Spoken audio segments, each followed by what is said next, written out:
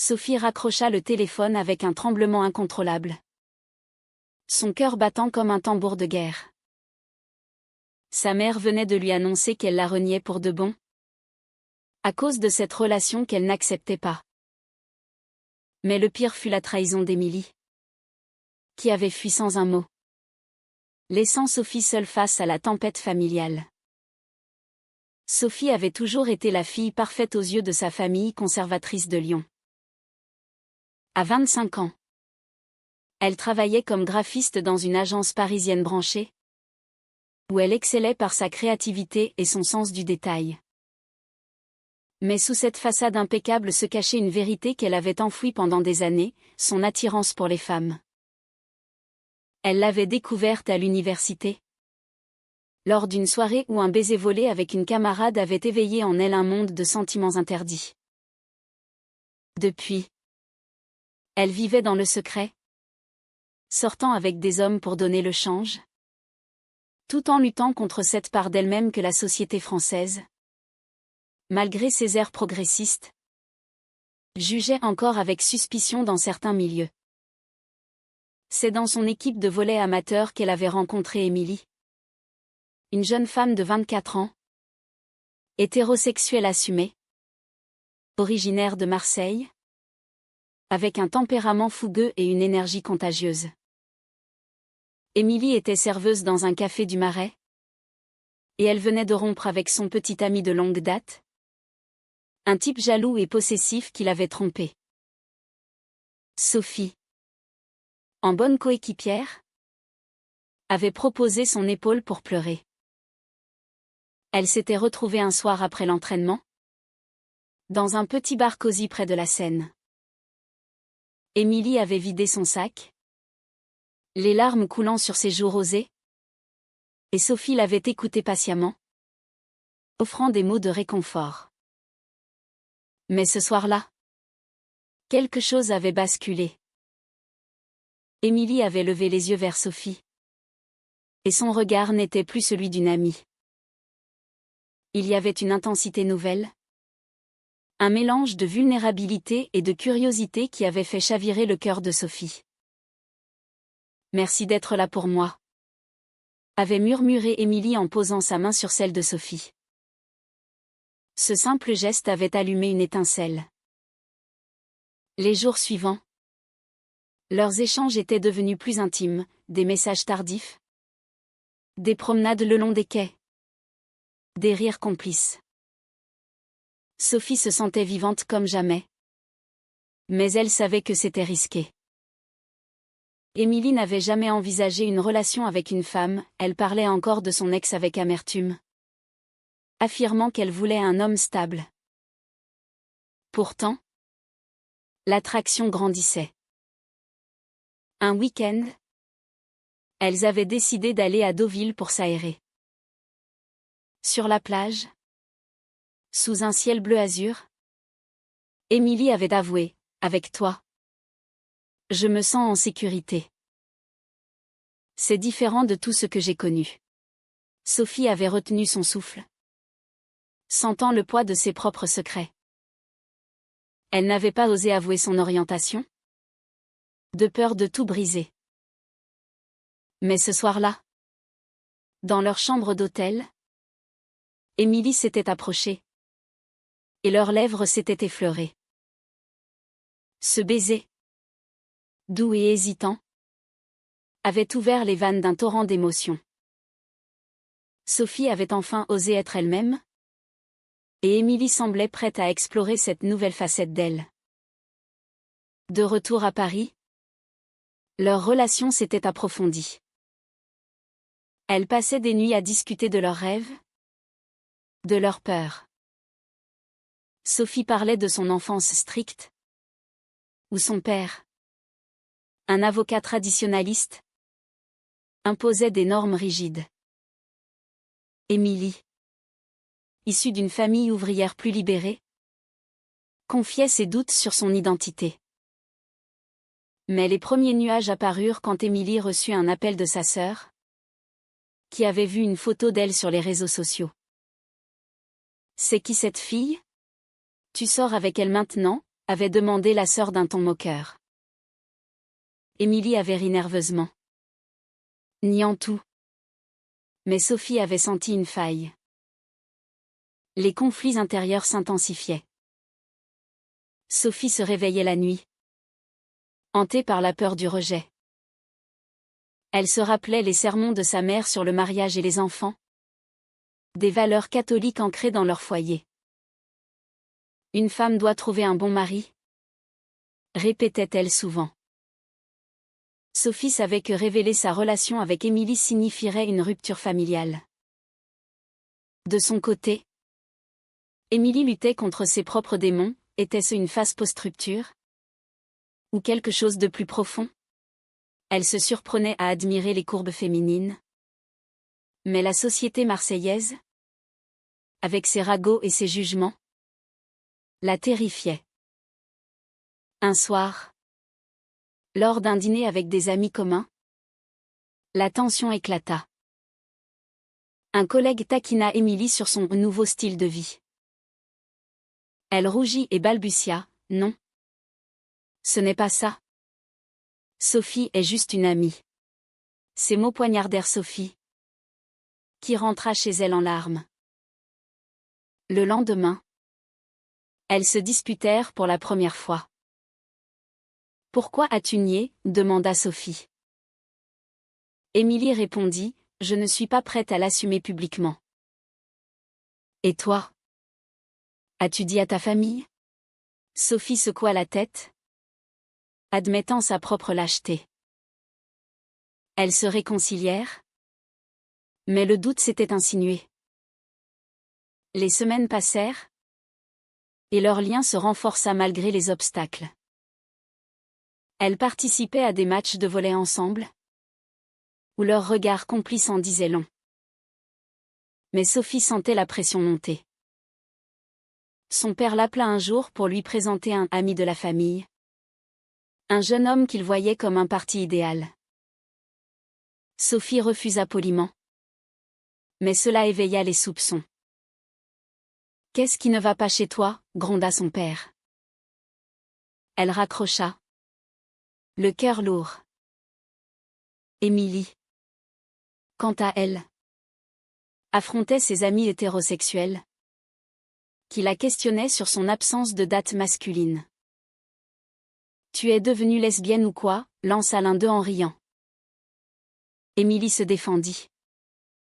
Mais intérieurement, elle se questionnait. Était-ce moralement acceptable? Sa éducation laïque ne l'empêchait pas de douter des normes sociétales. Elle commença à lire des articles sur la bisexualité, cherchant des réponses. Un tournant survint lors d'une fête d'anniversaire. Sophie, ivre de vin, avoua son amour à Émilie devant tout le monde. La pièce se tut. Émilie, paniquée, quitta la soirée en courant. Sophie la suivit. Et dans la rue froide, elles s'affrontèrent. « Tu m'as forcée » cria Émilie. « Non. J'ai été honnête » rétorqua Sophie. Elles rentrèrent séparément, la nuit marquée par le silence. Le lendemain, Émilie envoya un message, « On doit parler ». Elles se retrouvèrent dans un parc, où Émilie admit, « J'ai peur. Mais je t'aime. » Sophie pleura de joie. Mais cette déclaration marqua le début d'une phase plus sombre. Les familles entrèrent en jeu. La mère de Sophie découvrit des messages sur son téléphone et explosa, « C'est contre nature. Tu vas détruire notre famille. » Sophie défendit son choix. Mais les mots blessants la hantèrent.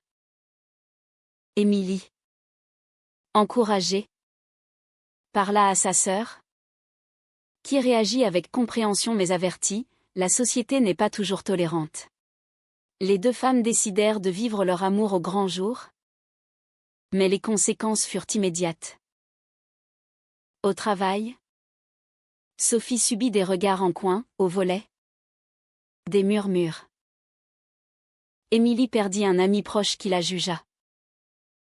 Malgré tout, elles persévérèrent, organisant des week-ends romantiques à la campagne. Là, loin du bruit parisien, elles se confiaient leurs rêves d'avenir. Sophie imaginait une vie ensemble. Peut-être un mariage civil. Émilie, plus hésitante, craignait les enfants. Comment expliquer à un futur enfant?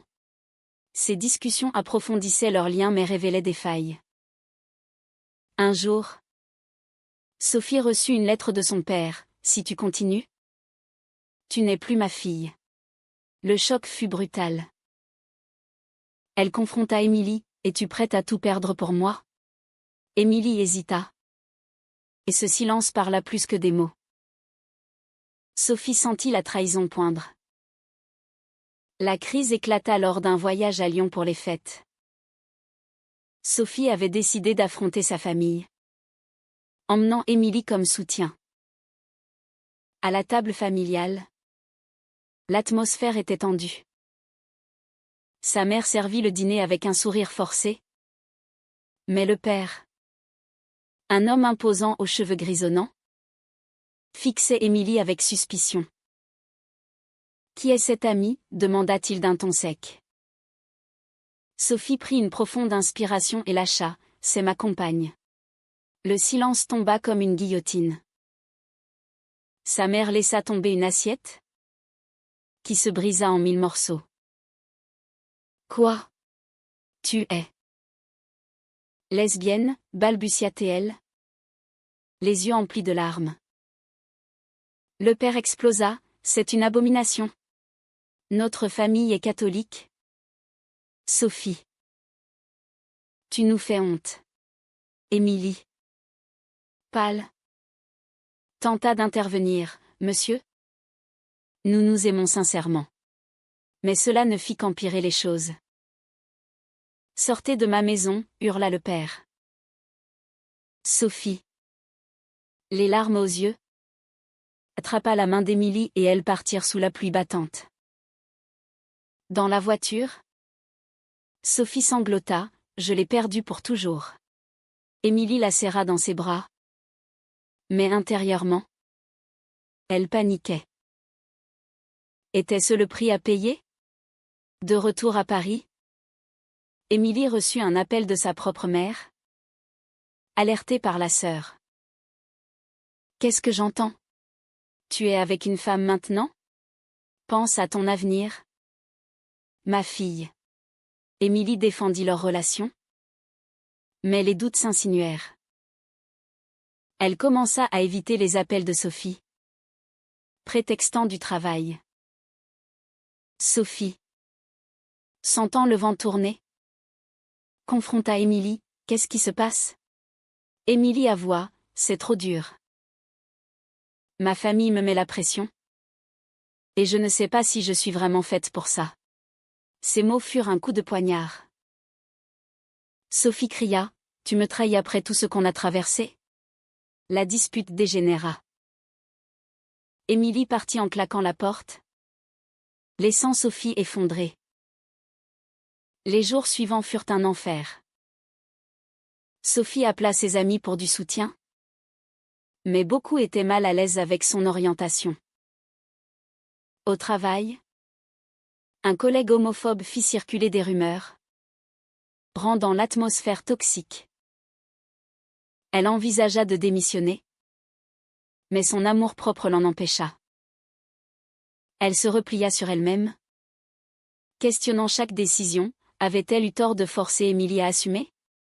Émilie, de son côté, erra dans les rues de Paris, hantée par ses choix. Elle rencontra son ex-petit ami par hasard dans un café. Il était repentant, promettant de changer. Tentée par la facilité d'une vie normale, elle accepta un dîner avec lui. Ce soir-là, elle rit à ses blagues, se sentant à nouveau dans son élément.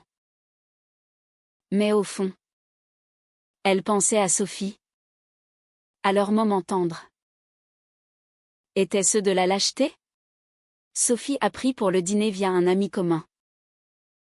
La trahison fut totale. Elle appela Émilie en furie. Comment as-tu pu?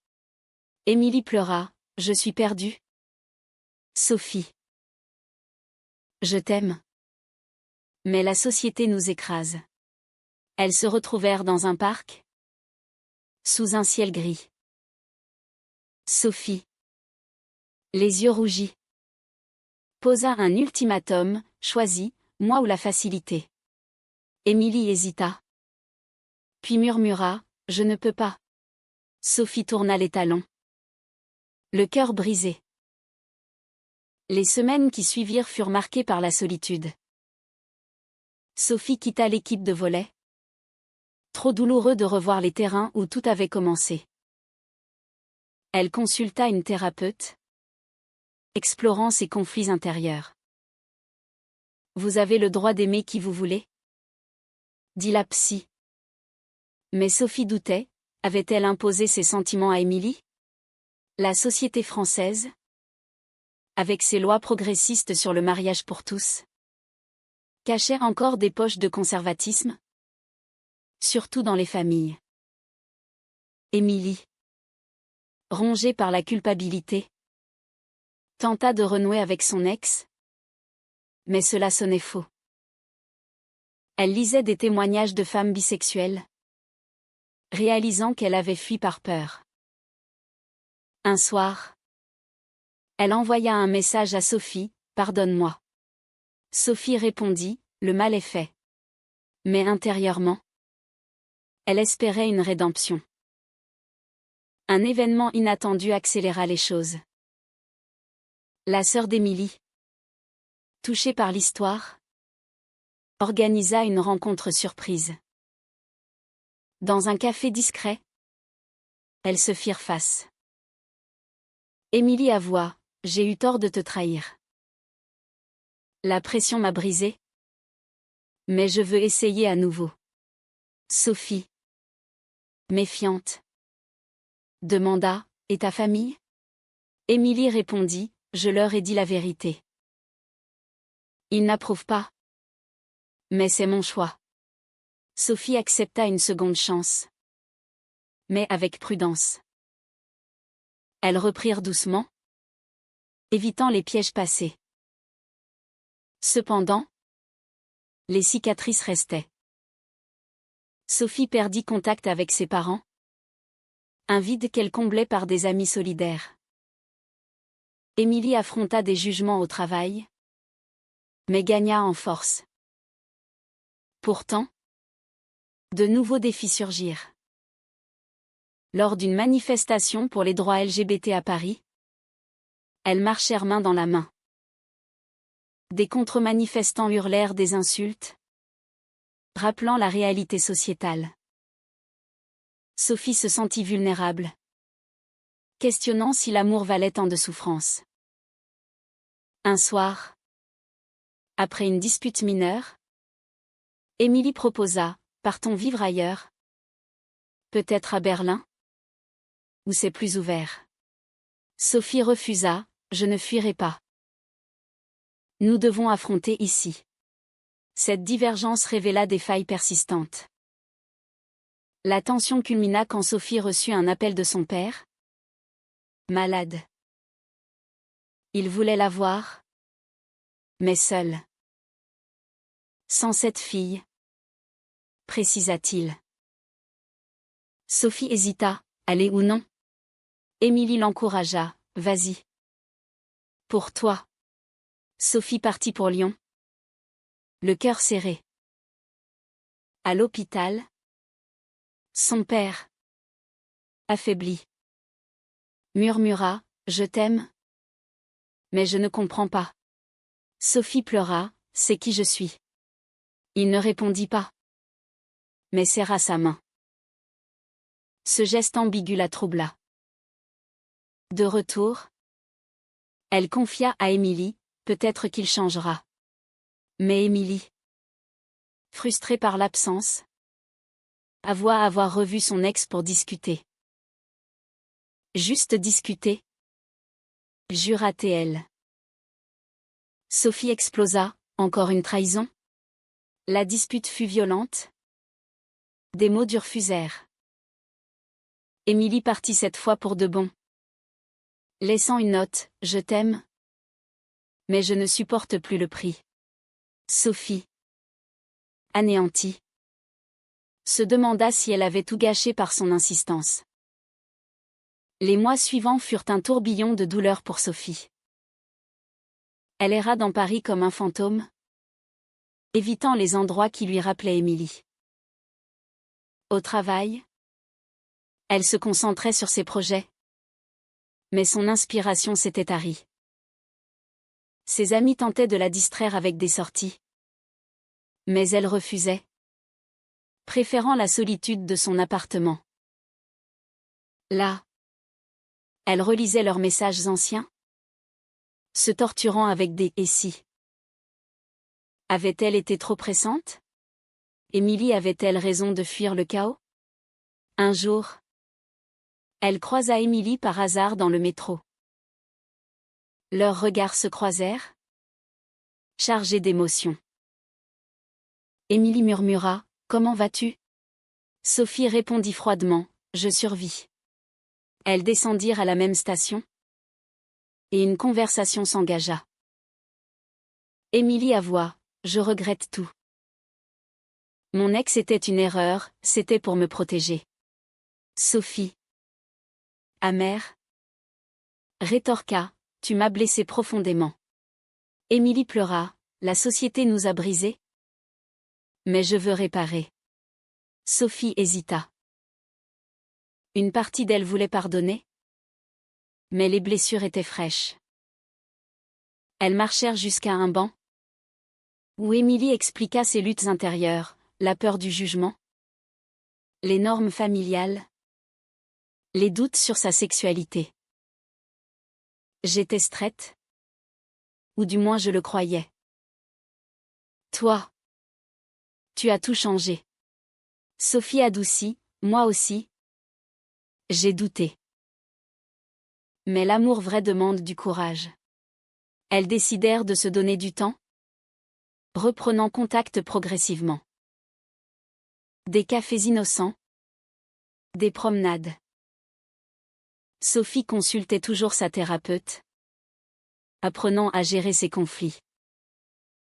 Elle écrivit une lettre à ses parents, expliquant son orientation sans attendre de réponse. À sa surprise, sa mère répondit « Je prie pour toi. » Un pas timide, mais un pas.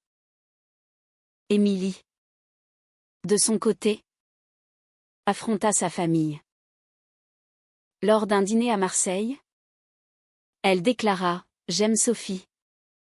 Et c'est définitif. » Sa mère pleura, mais son père, plus pragmatique, dit « Si tu es heureuse. » Ce soutien inattendu la fortifia. Pourtant, les défis sociétaux persistaient. Au volet, où Émilie était revenue, des coéquipières les évitaient. Une capitaine conservatrice murmura « Ça perturbe l'équipe. » Émilie défendit leurs droits. Mais cela créa des tensions. Sophie, invitée à un match, vit la scène et admira le courage d'Émilie. Un soir, elles assistèrent à une conférence sur les droits LGBT. Les témoignages de couples similaires les inspirèrent. « Nous ne sommes pas seuls », murmura Sophie. Émilie serra sa main, « Non. Et nous vaincrons. » Mais un nouveau coup dur arriva. Le père de Sophie mourut subitement. Aux funérailles, sa mère l'accueillit froidement, « Viens seule. » Sophie refusa, « Émilie est ma famille maintenant. » Elle partit sans entrer, choisissant son amour sur le deuil familial. Le prix fut lourd, un vide immense. Émilie la soutint. Mais intérieurement, elle craignait d'être la cause. Suis-je worth it demanda-t-elle. Sophie répondit, oui. 1000 fois. Elles décidèrent de cohabiter. Un pas vers l'engagement. La vie ensemble apporta des joies, des dîners romantiques, des voyages. Mais les motins haussés surgissaient. Émilie questionnait, est-ce immoral aux yeux de Dieu? Sophie, athée, arguait, l'amour n'est pas immoral. Ces débats approfondissaient leurs liens. Un jour, une amie de Sophie, jalouse, répandit des rumeurs sur Émilie, l'accusant d'infidélité. Sophie douta, confrontant Émilie. C'est faux, cria-t-elle. L'enquête révéla la manipulation. Mais la confiance fut ébranlée. Émilie, blessée, envisagea de partir. Si tu ne me crois pas. Sophie s'excusa, réalisant ses insécurités. Elles travaillèrent sur la communication, consultant un couple thérapeute. Les hauts et bas continuèrent. Lors d'une fête, un homme flirta avec Émilie, qui rit poliment.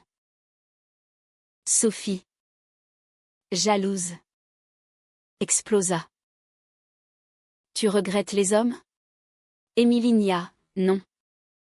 Mais ta jalousie me tue. La réconciliation fut passionnée, mais révélatrice. Sophie admit ses peurs d'abandon, liées à son enfance. Émilie confia ses doutes persistants sur sa bisexualité. Un tournant positif, elles participèrent à un groupe de soutien LGBT, rencontrant des couples similaires. Les histoires de résilience les motivèrent. Pourtant, la société frappa encore. Un article dans un journal local exposa leur relation via une photo volée. Des commentaires haineux affluèrent en ligne. Sophie paniqua, ça va détruire ma carrière. Émilie la rassura, nous sommes plus fortes. Elles affrontèrent les trolls, répondant avec dignité. Cela renforça leur notoriété dans la communauté LGBT, où elles devinrent des exemples. Mais le coût personnel était élevé. Sophie perdit des contrats freelance de clients conservateurs. Émilie fut harcelée au travail. Malgré tout, leur amour grandissait. Un soir, sur la tour Eiffel illuminée, Émilie posa un genou à terre, épouse-moi. Sophie, émue, accepta. Les préparatifs du mariage furent joyeux, mais tendus. Les familles refusèrent d'assister. Sophie invita sa mère, qui déclina poliment. Le jour J, dans une petite mairie parisienne, elles échangèrent des vœux émouvants. Des amis applaudirent, mais l'absence familiale pesa. Après, elles voyagèrent en lune de miel à la Côte d'Azur, savourant leur victoire. De retour, la vie reprit, avec ses défis. Émilie envisagea des enfants via adoption. Mais Sophie hésitait, avec tant d'opposition. Leur relation, forgée dans le feu, semblait solide. Mais un appel changea tout, la mère de Sophie, malade, voulait la voir. Sophie partit. Émilie à ses côtés. À l'hôpital, la mère murmura, j'ai eu tort. Sois heureuse. Une réconciliation tardive. Émilie, touchée, pleura. Mais était-ce sincère?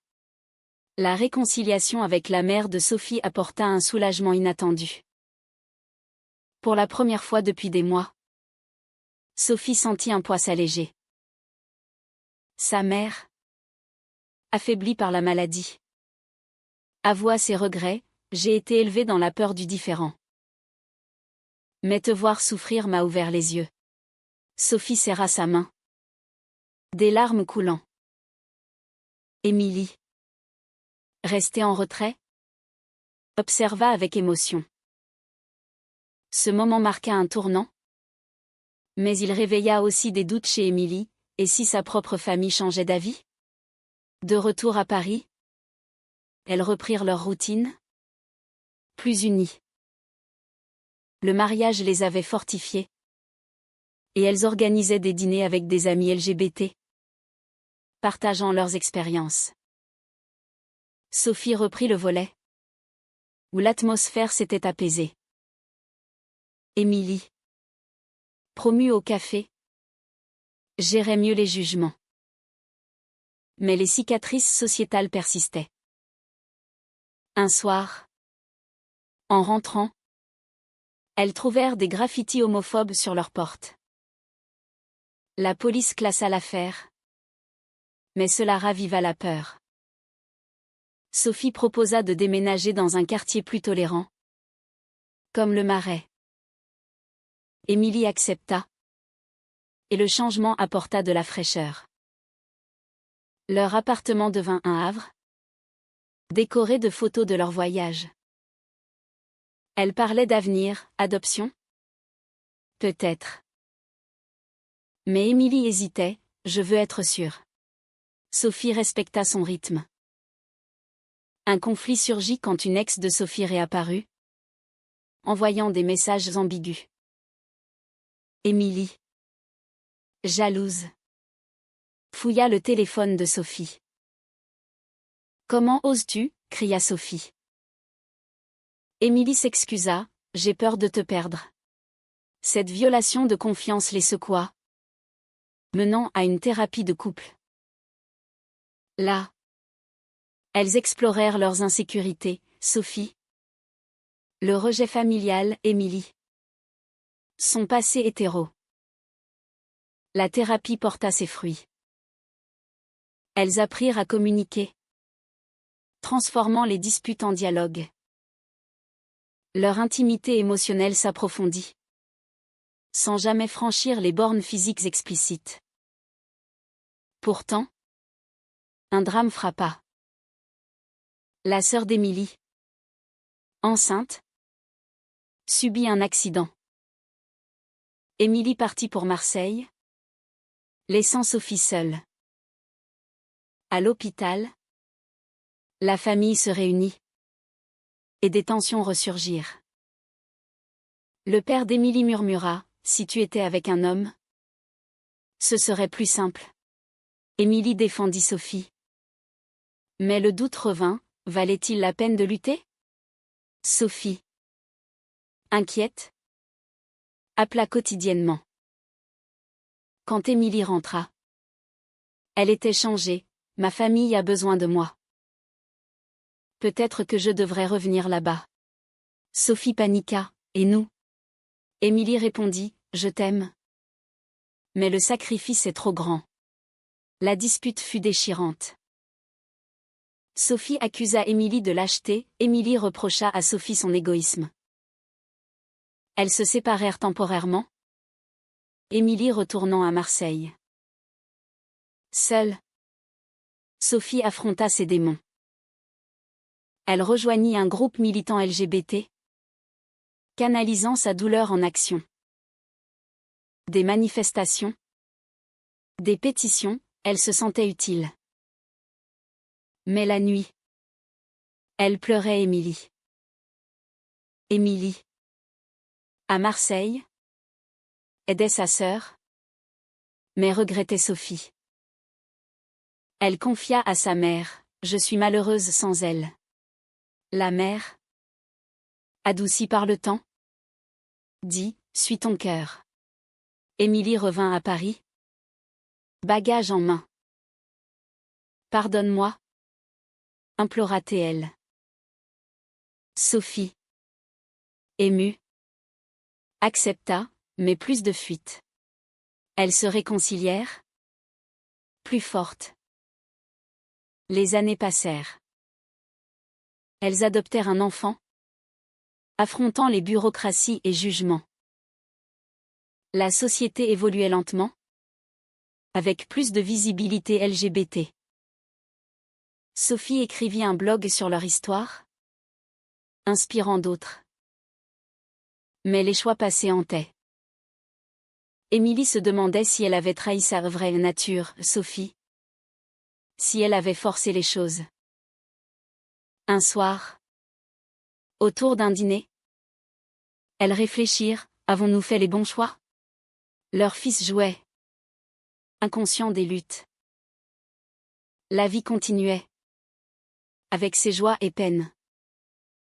Elles vieillissaient ensemble, témoins de changements sociétaux, mariage plus accepté, famille arc-en-ciel. Pourtant, au fond, une question persistait. Était-il juste d'imposer son amour à quelqu'un qui n'était pas prêt? Ou l'amour vrai transcende-t-il toutes les barrières sociétales? Attends. Le dernier fichier est plus court, mais l'ensemble approche 5000. Pour précision, j'ajoute du contenu. Extension pour fichier 5. Leur adoption réussie apporta une nouvelle dimension. Le petit Lucas, âgé de 3 ans, remplit leur vie de rire. Mais les regards en crèche, les questions des parents, où est le père, rappelèrent les défis. Sophie et Émilie éduquèrent Lucas sur la diversité. Mais intérieurement, elle doutait, l'exposait-elle à des préjugés? Un incident à l'école, un enfant taquina Lucas sur ses deux mamans. Il rentra en pleurs. Émilie ragea, c'est notre faute. Sophie la calma, non. C'est la société. Nous luttons pour un monde meilleur. Elles rejoignirent des associations parentales LGBT, trouvant du soutien. Leur histoire inspira un documentaire, où elles témoignèrent des coups, pertes familiales, blessures émotionnelles. La mère de Sophie, guérie, visita enfin. Elle serra Lucas, mon petit-fils.